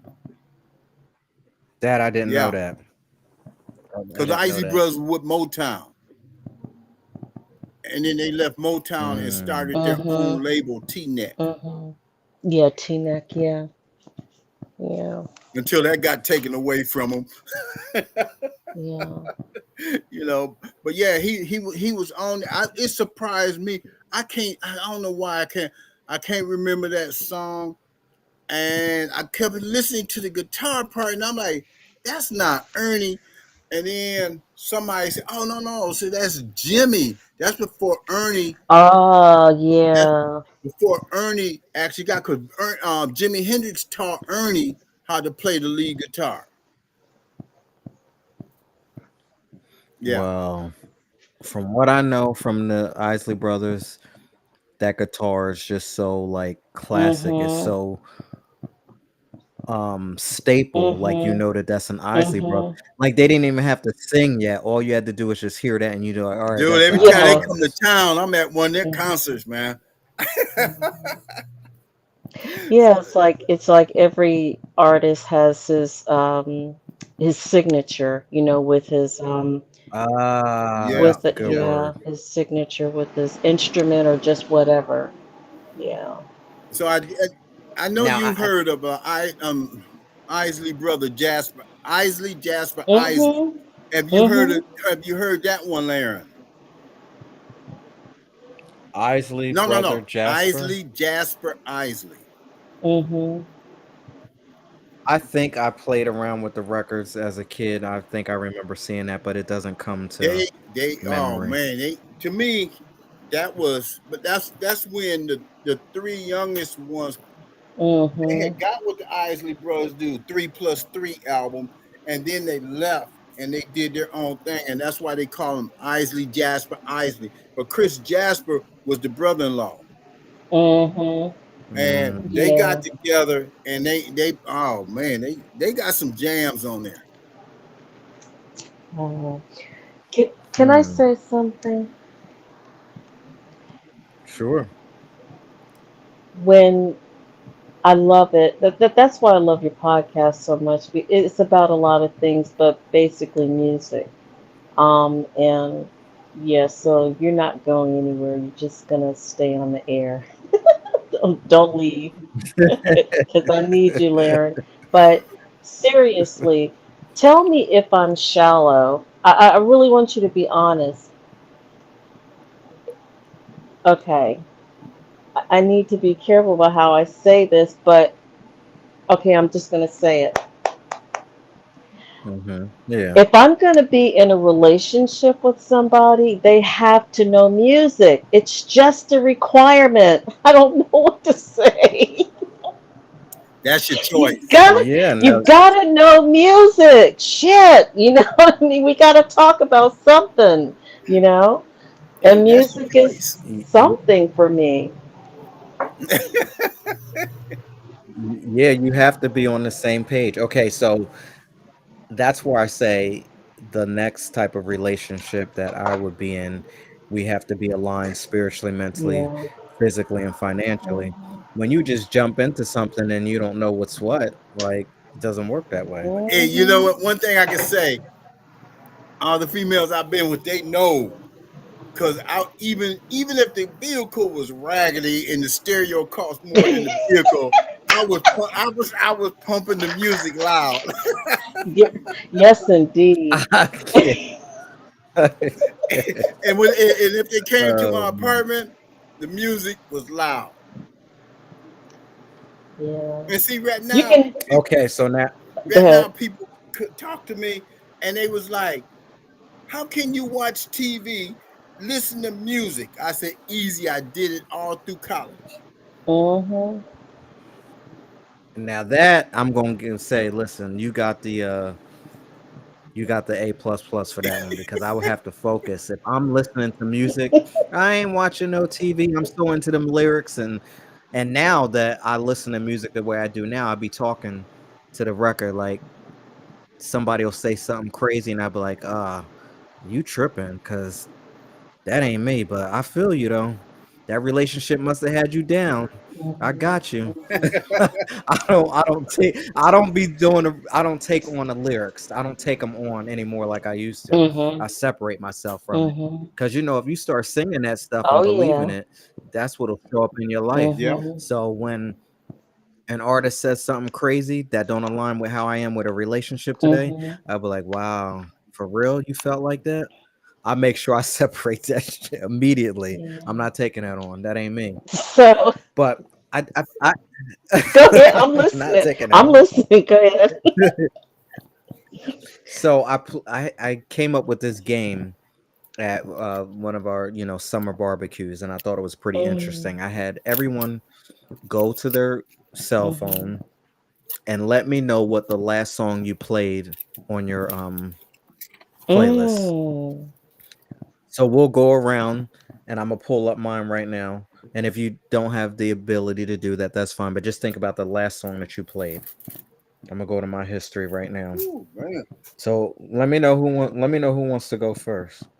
I thought it was pretty good, but also while you say the song, let me know why. Why what was going through? What made you pick that song that you listened to?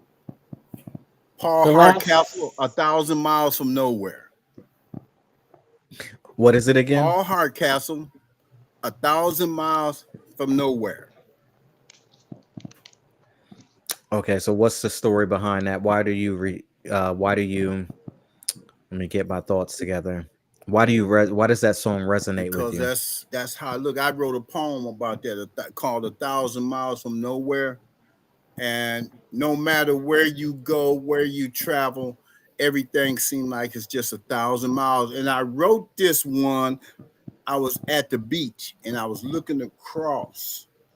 Oh, I should say I was looking out into the ocean, and I had my headphones on, and when that song came up, I'm like, yeah, 1,000 miles from nowhere. And I felt like I was just 1,000 miles from nowhere. Mm, I know that probably don't make sense that's to a deep. lot of people, but that's how I felt. Matter of fact, that video is on Spotify also. They chose that to on the Spotify channel. She chose that one. I sent it to her, and she actually uploaded it. Wow, that's definitely deep to say 1,000 miles from nowhere. Yeah, That could mean a lot of yeah. different things too. And you know, at the time, I was confused and going through some things like we all do. And I just Mm, said, hey, I would like mm-hmm. to. I just 1,000 miles from nowhere. I looked east, looked west, north, south. Well, not well. Let me see. I looked east, west. No, I looked west because I couldn't look east because I was standing on the ground, and I Mm. looked out, you know, across, and I could tell you I was at Santa Monica Beach when I did that. I was out there, Oh, I visited that yeah, and I was on before. the Yeah, I pier, went. and I was just looking out there, and I'm like, and it just I just you know, like I said, I was listening to, and I said, man, 1,000 miles from nowhere, and I looked, you know, and I'm like, wow, that's what it feels like when I'm looking across the ocean. You know, it's a you know I'm just 1,000. My mind, body, and soul was 1,000 miles from nowhere. That's like the same line or the same saying of running nowhere Yeah, fast. Mm. Just like stuck almost in yeah. limbo. Yeah, I got you. I got you. I feel you. All right, so Miss SOS, what you got for us?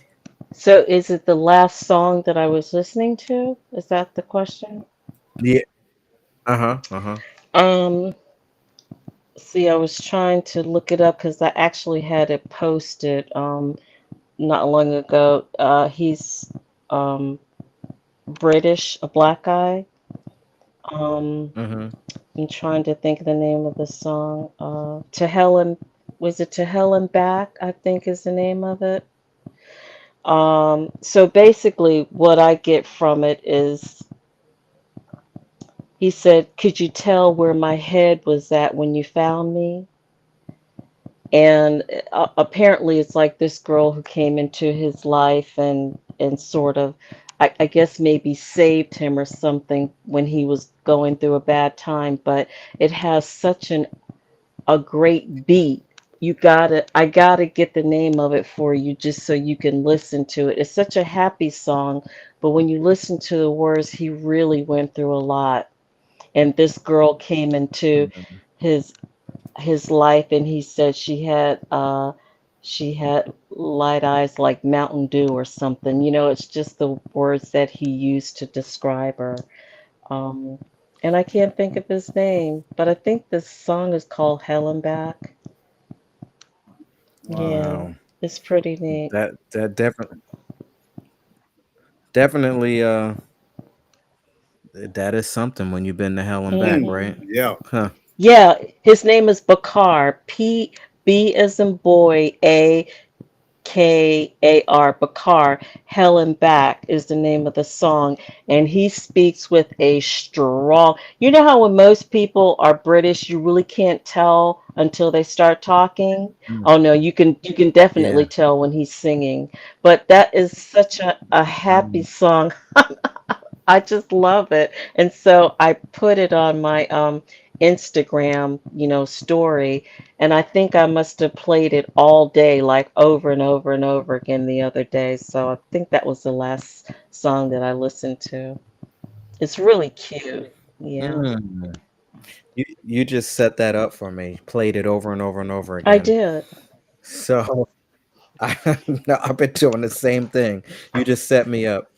So the last song that I've been listening to is called Purify. I don't know if anybody knows who Stephen Furtick is, but he has a band called Elevation Rhythm.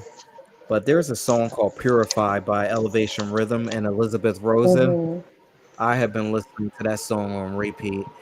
And that is basically saying that when you realize that God is the only thing that you need, Hmm. He's the only one that could purify you. He's the only one that could, He's just all you Yeah. need. And I feel that that's a breakthrough moment for me Hmm. when I realized that there's no need to look outside anymore. Like you already know better. Like sometimes you could feel like a weak moment, but Hmm. realize that nah, there's no need to look outside anymore. Mhm. Everything is within you. Mhm. Like God is all that you need.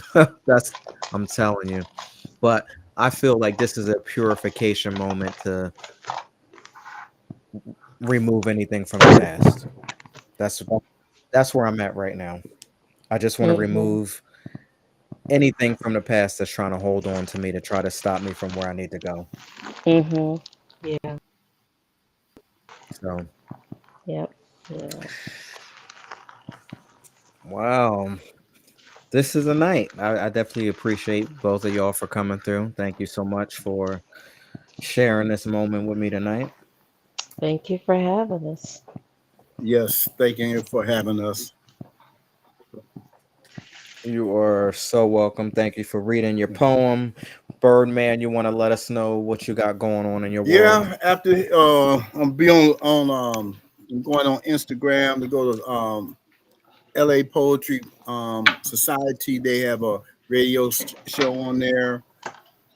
Tomorrow, I'm not sure, like always. Friday depends on the weather and my allergies. I supposed to go at Double Days Pizza in Sugarland to I'm gonna read a couple pieces. Saturday, I have a Zoom. I'll be in Austin, but I'll have a Zoom reading. Sunday afternoon, I have a Zoom reading, and then I'm going to see Gary Owens in concert. And then Oh. yeah, and Okay, all right. then Monday, I'm going to a place up in Austin called Fredo's. It's open mic. It's outdoors. And again, it's going to depend on the weather and my allergies, because if everything is up, I'm just not going out there. I don't feel like getting sick no more.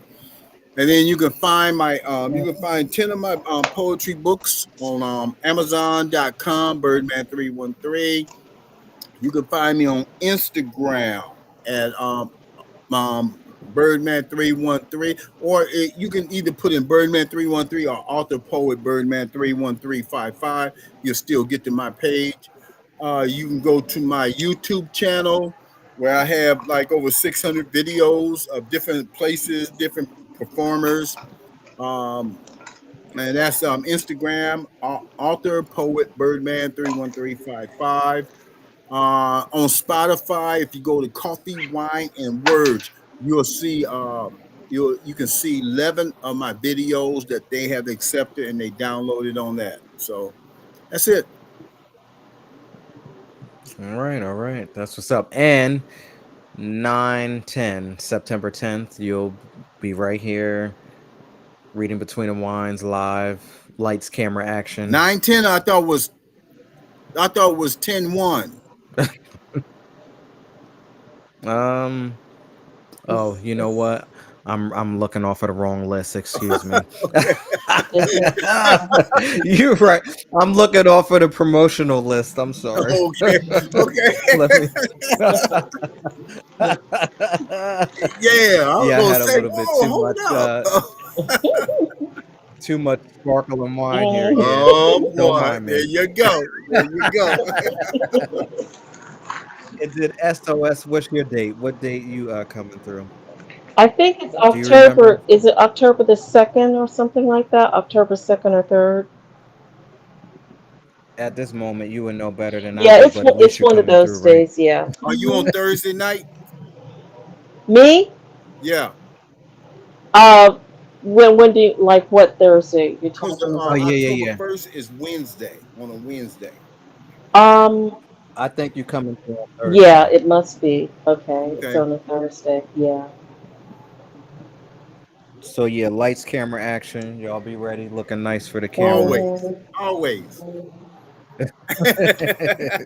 I'm telling you, I listen. I enjoy no camera. Oh yeah, I it's was like, Oh great. do I yeah. enjoy it? Do I enjoy it? You get a different Mhm. experience Yeah. with no camera. Hey, well, you Mhm. know what? It's funny you said that So, because Vegas, when they do their festival, that's how they do it. No cameras. Oh.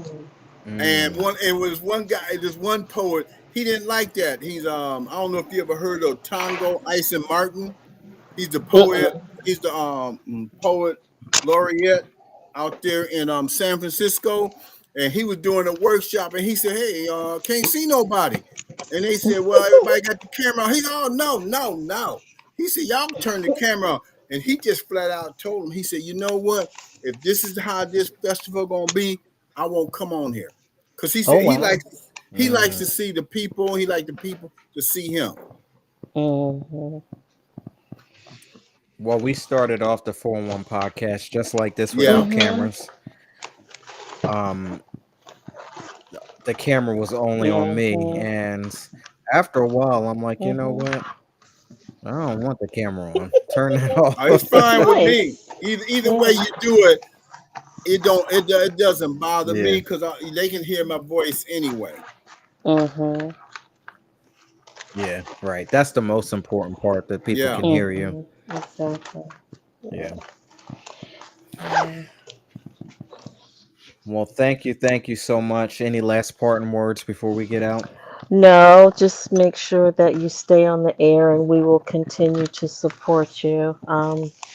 Because we couldn't do it without you either, actually, Laren. I mean, I know that you like to give the collective, their props and all, but you started this thing, so you gonna finish it. Because I'm here for the long haul here. You know what I mean? Yeah. I'm like that too. It gives me and others a chance to get our voice out there, and I just hope you stay on, and because I will be showing up, and like I said, it gives all of us a voice, Mm-hmm. and we Thank you so much. maybe what I say, it will open up somebody's eyes and mind, maybe it Mm-hmm. won't, but I like I always say, whatever I say is because it's mostly from voice of experience. That's how I always tell people, voice of experience. And Mm-hmm. I'm not trying to give nobody no advice. I'm just telling them some of the things that I've gone through, or I've seen family members or close friends go through, and that's basically it right there. I like that. I like that voice of experience. I like that. Mm-hmm. Mm. Yes. So keep doing Well, your thing. Yeah, you do the same. thank you so much. Yes. Thank you so much. All right, y'all. Have a great night, and I will see you when I Okay. Okay. see you. Take care. Bye Yep. bye. Bye. All right. Good night. All right, y'all. There you have it. That was SOS and Birdman 313. What a great show tonight. I appreciate each and every one of y'all out there for joining. And please do me a favor. Please like, comment, share this video, subscribe. If there's anything that you heard tonight that sparks an interest in you, especially when it comes to the debt-free living, please head on over to LarenGaines.com. You can sign up for my free 15-minute consultation. And I will put a little disclaimer out there because I've had people sign up for the consultation and then not show up, not show up for their appointment. And I am not in the business of pulling anybody's tail, pulling anybody's teeth, whatever you want to call it, to have someone move over to debt free living. This is not for everybody. Some people may think that you're crazy, and a lot of people will think that you're crazy. In fact, they may be people who are even in your same household. And if that's the case, then you might be ready for this. Sometimes you're not ready for it. Skipping out on an appointment, not showing up, is a clear indication that you're not ready. If you feel that you are not ready and you're unsure and you don't know if you're going to show up, then that probably means that you're not ready. And I would strongly urge you to not sign up. I am looking for those who have had enough, absolutely had enough, hit rock bottom, can't get any lower, sick and tired of being sick and tired. Sometimes when you look in the mirror at that moment, you might just be sick and tired of yourself. And that's the real. That's how I felt. Felt like you're jammed up, your back is up against the wall, and you have 100-ton barreling at you at 100 miles per hour, and you don't know what to do. And then by the grace of God, you're able to get away and slide away from getting slammed up against the wall. And then after you see the aftermath, you look at yourself and you look at your life and you look at your situation and you say, you know what? Absolutely not. I will never do that again.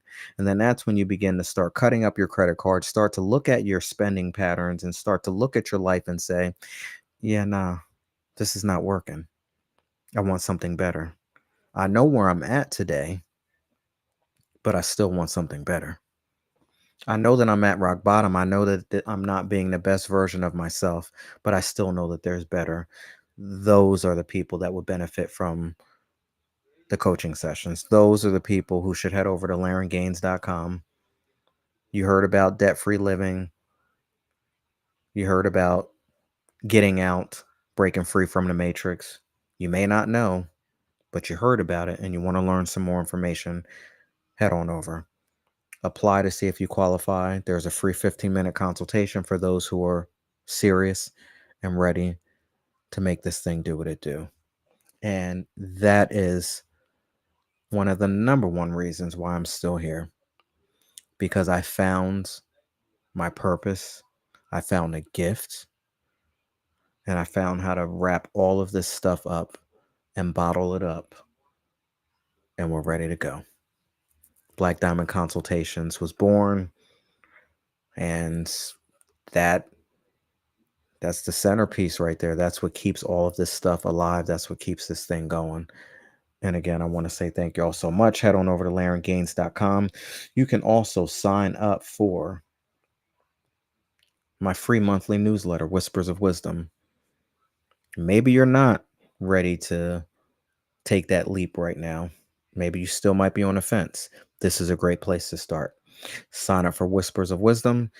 Get your free, inspirational, monthly, debt-free living experience. Give you tips, tricks, anything that you need.